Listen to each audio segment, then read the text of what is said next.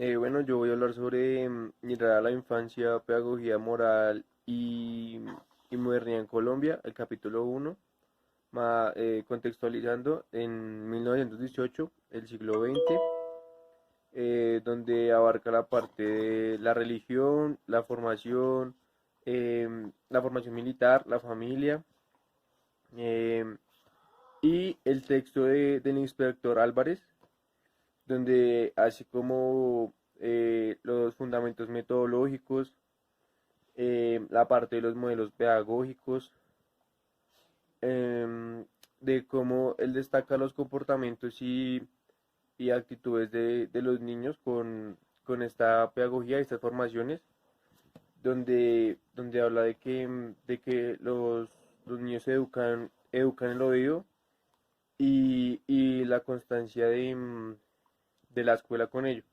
También destaco la parte de que habla el texto, que en el recreo era con gimnasia.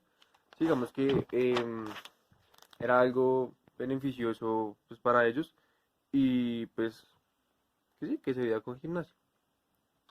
Bueno, entonces lo que busca esta investigación de Álvarez es la parte de la pedagogía tradicional, que supone la pedagogía moderna, y cómo influye la pedagogía conservadora y pues algo que son como palabras clave o varias cosas importantes del texto, es la parte de la infancia, formación, la familia, la población, la escuela y la moral que se tenía.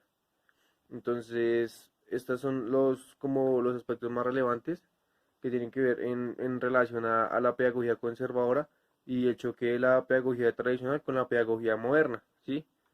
Pues por lo que pues anteriormente era como muy a la formación militar, muy a la disciplina, muy a que la alegría era malo, que los niños cantaran era malo, y que la pedagogía moderna va en todo lo contrario a ellos, ¿sí? Como algo más liberador para los alumnos, ¿sí? Entonces, pues esto habla más que todo de las prácticas pedagógicas y resalto 5 características de que señala el autor en el primer capítulo. Lo va a leer. Los modelos pedagógicos, tanto teóricos como prácticos, utilizados en los diferentes niveles de enseñanza.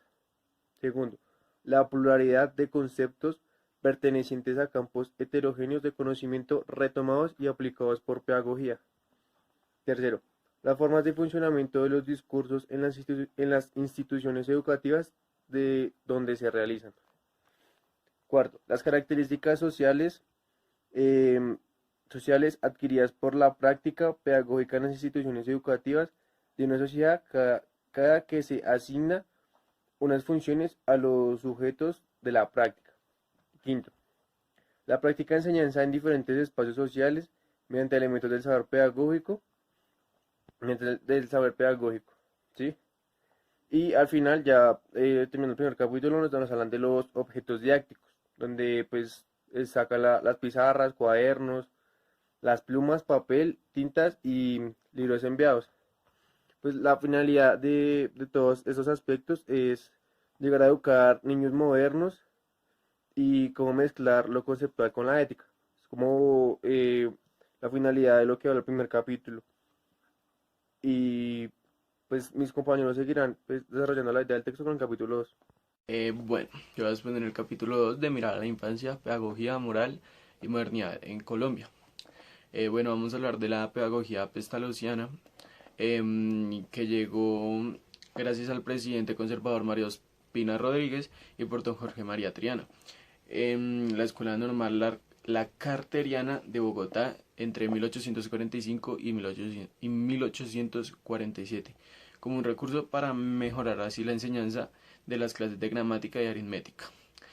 En 1872 llegó la pedagogía objetiva, que se difundió oficialmente en las normales establecidas en las principales capitales de Estados Unidos de Colombia. Em, Después llegó la pedagogía alemana, que fue traída por los gobernantes liberales radicales, que fue proclamada como el método universal teórico y práctico para la reforma de la mente de la niñez colombiana. Bueno, este proyecto terminó en la guerra de 1876 entre la Iglesia y conservadores, que acabó con la educación laica gratuita y obligatoria. Pero igual este método de enseñanza quedó incorporado en la educación pública de Colombia. Bueno, ya en 1870, en todo el territorio colombiano se difundió la reforma instruccionista del pensamiento de Pestalozzi. Este pensamiento, ¿qué es? Él dice que no instruye solo al hombre, sino que lo educa dirigiéndose a todas sus facultades, a la vez que para procurar su desarrollo armónico hace marchar de frente a la educación física, la educación moral y la educación intelectual. También hallamos unos puntos donde se estaría organizando la práctica pedagógica en Colombia en la tercera década del siglo XX. Bueno, la primera sería la diferencia entre la educación y la instrucción, pues que es la diferencia entre formar al hombre o darle solo conocimientos. La segunda es la teoría de facultades del alma o de la mente y su desarrollo armónico. La tercera es la concepción tripartia del sujeto y por ende las acciones educativas para formarlo en lo físico, intelectual y moral. El cuarto es el privilegio, la primaria de entendimiento racional sobre la memoria mecánica de las palabras y su fundamento en la observación de los objetos como principio universal del aprendizaje humano. Bueno, el quinto punto sería la noción de la infancia y la naturaleza infantil. Es como una etapa donde se debe tener cuidado y conocimiento sobre las técnicas e inclinaciones, ya sean positivas o negativas, que tiene el hombre o el niño. El sexto punto es el carolario pedagógico, que deben ser desarrolladas las primeras las facultades superiores y conceñidas las segundas las inferiores. El séptimo punto es educar siempre de acuerdo a la evolución mental del niño, del estudiante. El octavo es la importancia de generalizar un método de enseñanza eficiente y útil. Y el noveno es la necesidad de simpatía del maestro y alegría al proceso de educación del niño en la escuela.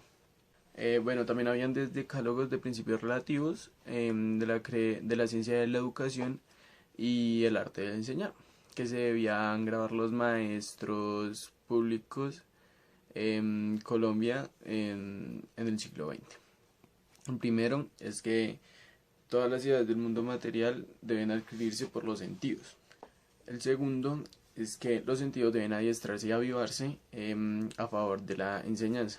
El tercero es el mejor medio para obtener la atención es el de las lecciones objetivas convenientes y relacionadas entre sí. El cuarto es el conocimiento perceptivo entre formarse como base para la instrucción primaria. Bueno, el quinto es que de la mejor manera o la mejor forma en que se cultiva la memoria es por medio de las percepciones e ideas repetidas y relacionadas. Bueno, el sexto es que las cuestiones se requieren principalmente el empleo del raciocinio y del juicio pertenecen a la instrucción más adelantada. El séptimo es que las ideas son predecesoras de la palabra. El octavo es que la enseñanza debe preceder de lo concebido a lo desconocido. El noveno es que el ejercicio se dejará al discípulo, como las tareas, los trabajos, etc.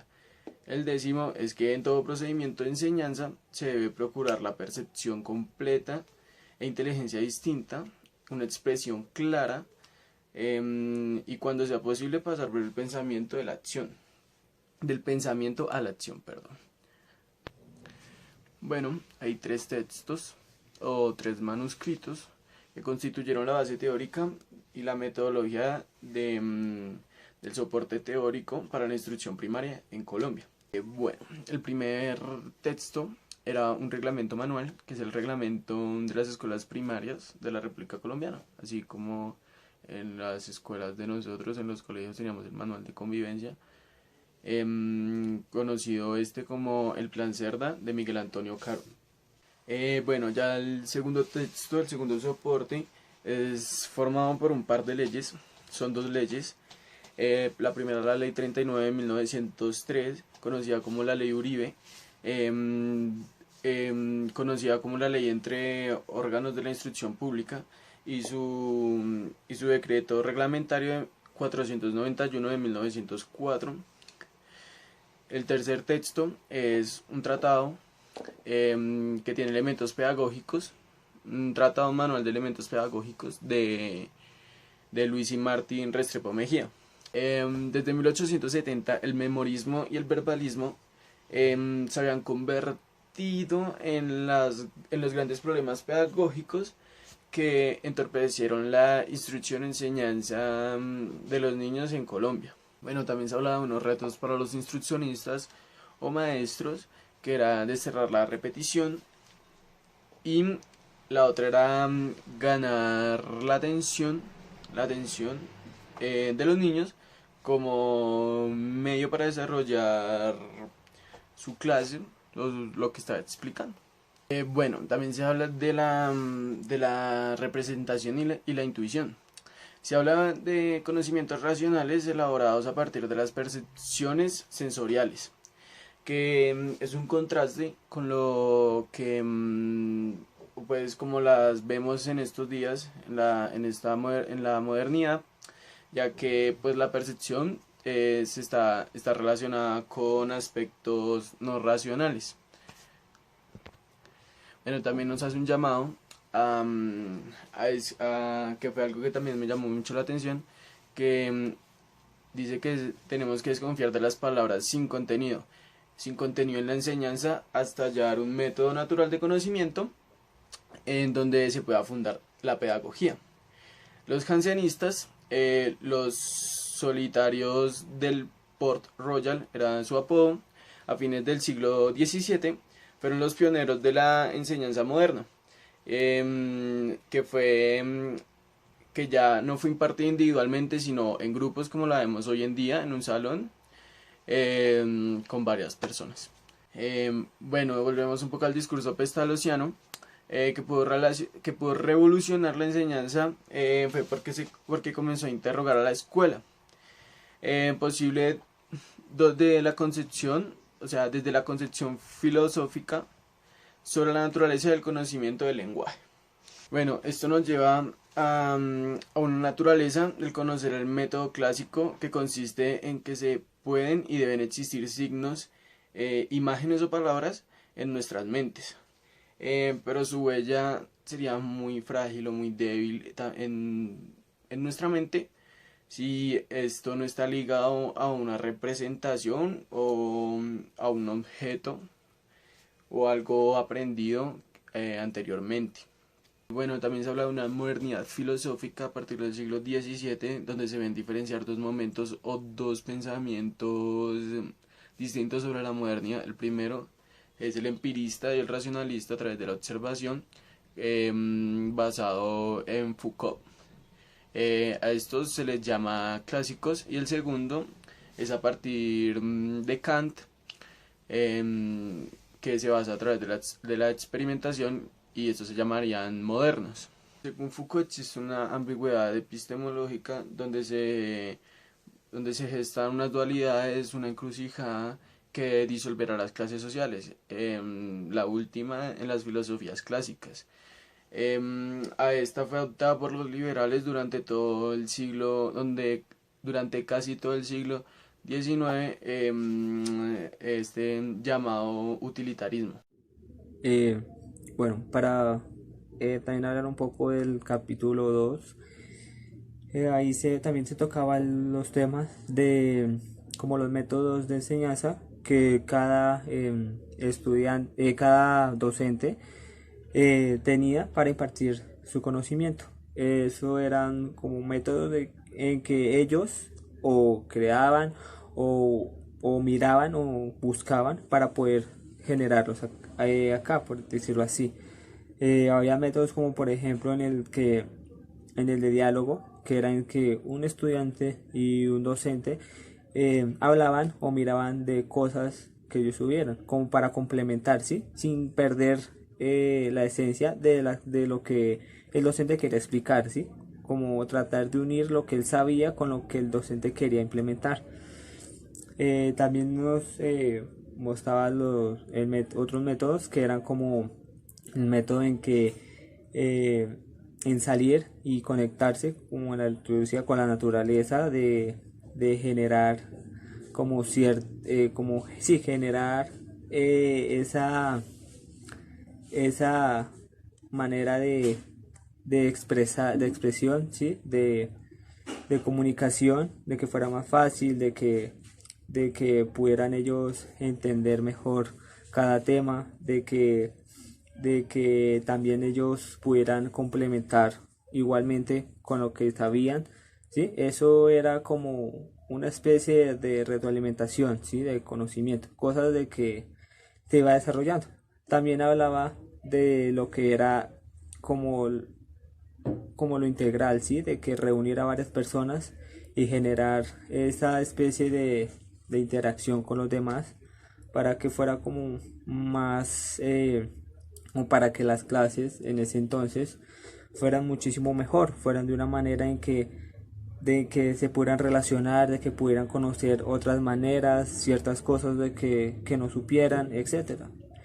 Pero para poder llegar a esto, ellos también tenían que pasar por decretos, por decirlo así. Tenían que mirar, tenían que hablar en ese tiempo con como decirlo así, con las personas de poder para poder saber si ellos puedan implementar lo que estaban haciendo, poder dar esas clases o poder enseñar ciertas maneras. Que eso es algo que se vive aquí todavía. Entonces en el capítulo habla mucho sobre ese tema, sobre en lo que como el niño o como el estudiante puede aprender de esa forma, de lo que genera, ¿sí?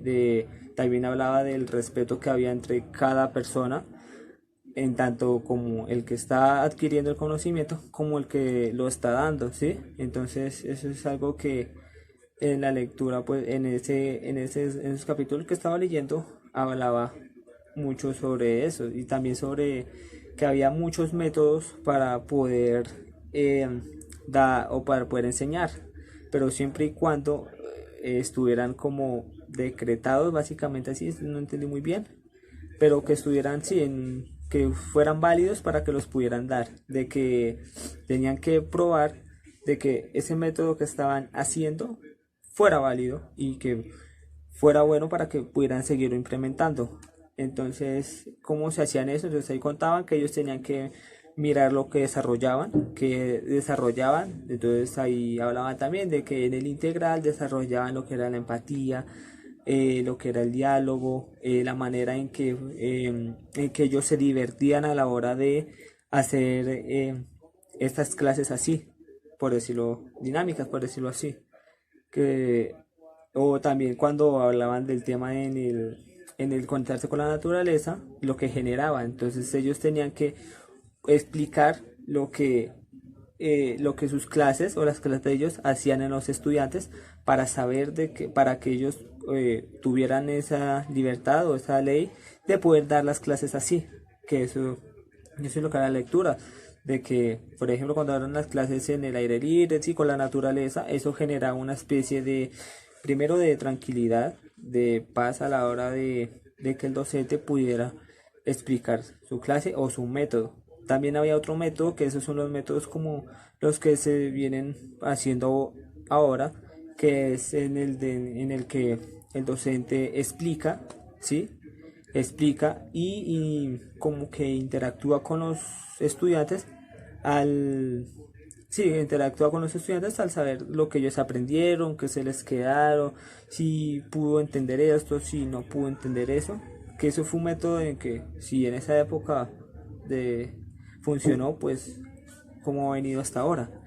Entonces eso es algo. También venía creo que viene a tocar el tema de lo que es la filosofía. Pues la filosofía es algo en lo que siempre ha visto, porque la filosofía viene más de pensar y de analizar, por decirlo así, y como de entender de una mejor manera eh, cada, cada tema que necesite saber o necesite entender.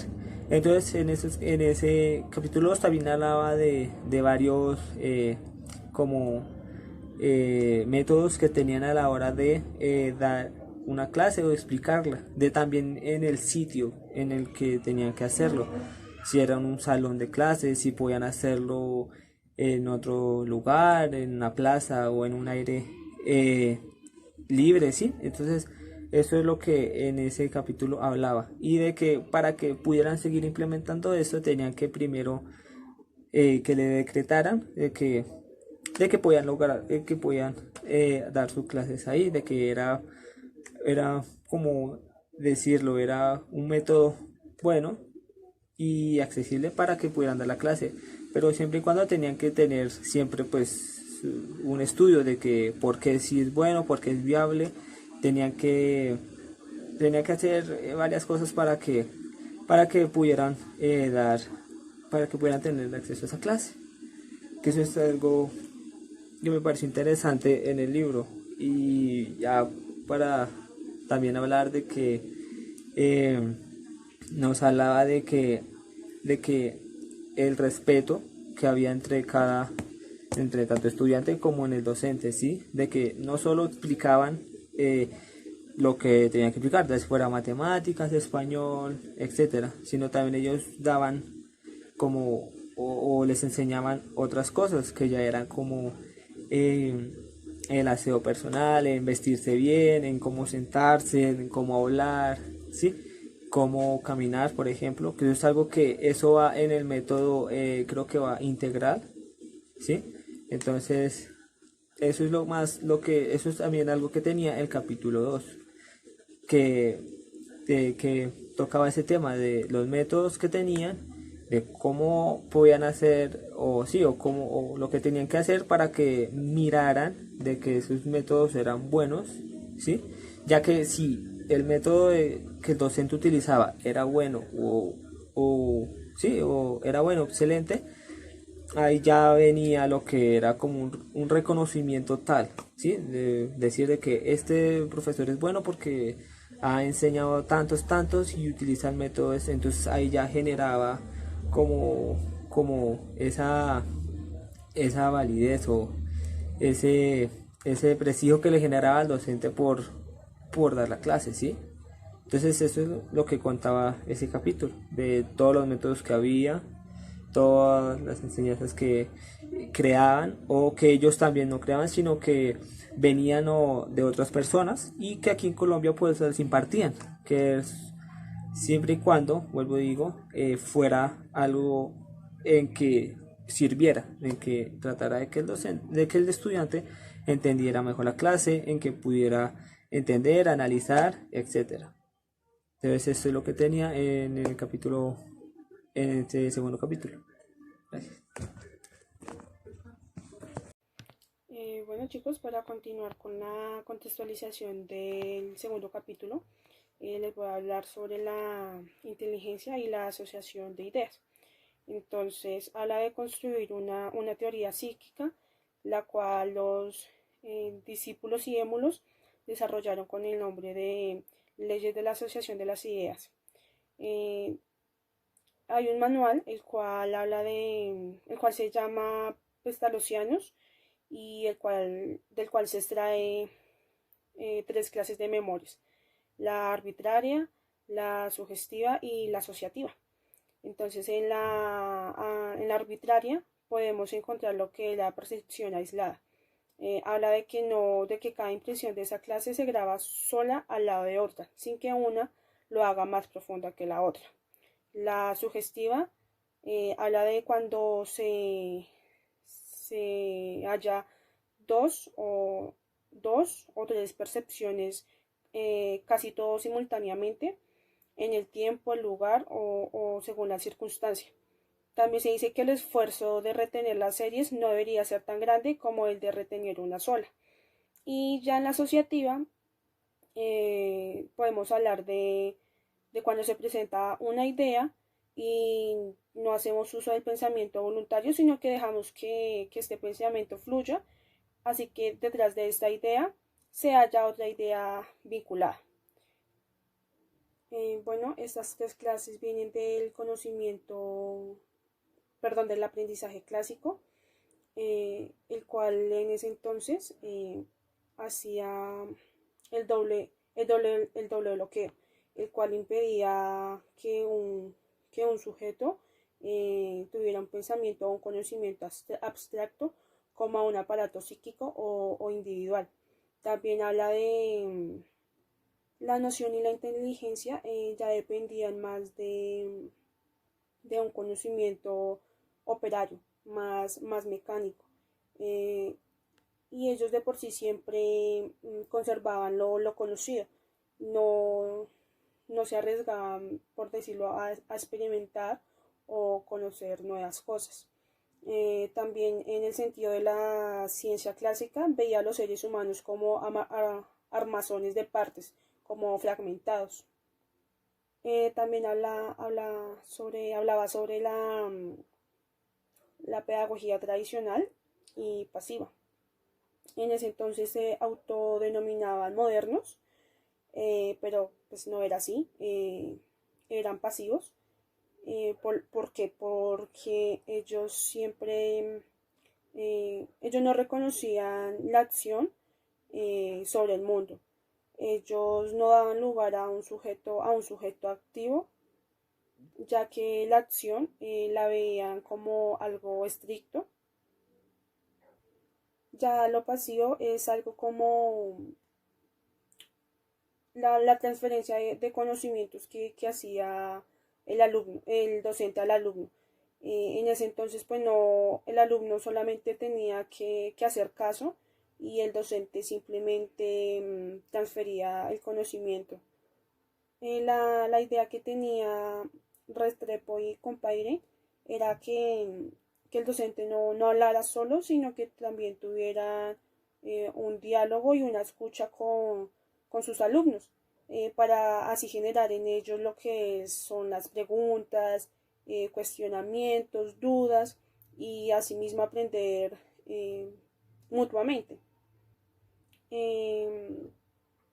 Restrepo y Compaire ya tomaban y denominaban la acción como algo de ejercitarse y ejercitarse más hasta que el alumno ya no le tenga miedo el hablar, ya pregunte, porque pues en muchas ocasiones el preguntar les causaba miedo por equivocación o por errores, pero eso era una manera de que las percepciones tuvieran mayor impacto.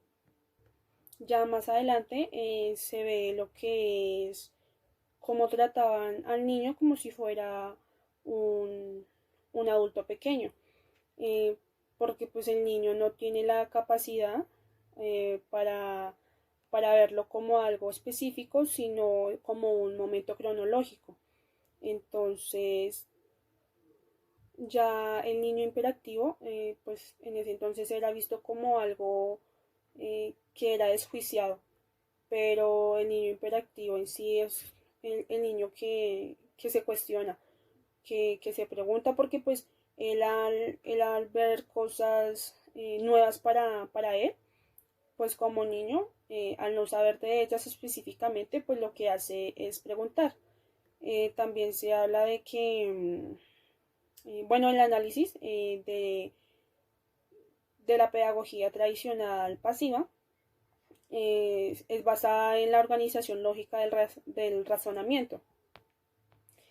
Entonces así la tarea Pestalozzi era el surgir intuiciones confusas, pero esto era explorado con las madres de forma afectiva, ya que la madre, al tener al niño en sus brazos por primera vez, es ella quien lo